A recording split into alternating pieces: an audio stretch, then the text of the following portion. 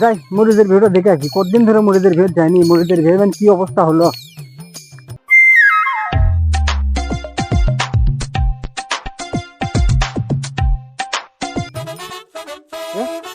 মরিচের ভিড় মধ্যে কার দেখা যায় ওটা,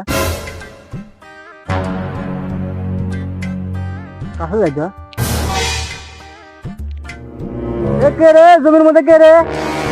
এ জমি কি করিস, কে রে ওটা দেখে?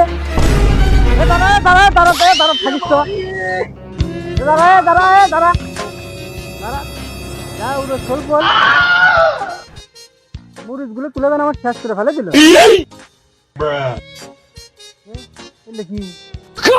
কি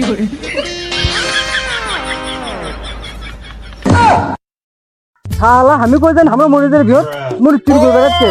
শালা কামটা করছে কি মরিচের ভিড়, কি করছে আল্লাহ আমার মরিচের ভিউটা শেষ করে ফেলে দিচ্ছে। মরিচ আর খাওয়া দিবি, কি করছে আল্লাহ, রক্ত কমা। এ ভাই কি আছে অত পেছাল কৃষক চিরিচ্ছে অনেকক্ষণ ভাই আর কইন না ভাই, কি আছে এটা আছে এটা আছে ভাই, এটা আছে ভাই কও কি আছে অনেকক্ষণ ধরে ছোল পোলের অত্যাচারে মনে করে নিলে জমি জমাবাদ করো। কি হচ্ছে কি হয়ে গেছে ও তো আমার ইয়ের বেটা আছে না, আমার আমার জমি দেখেন কামটা করছে কি দেখেন। আল্লাহ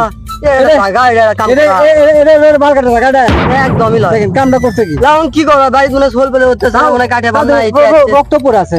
আমি আছি, আমি আসে অকুচ্ছি যে কেড়ে কেড়ে পারাবাড়ি দম মারছে। এখন মনে করেন বাল কাট পেলে পুকি কাটে ফেলে দিলেন।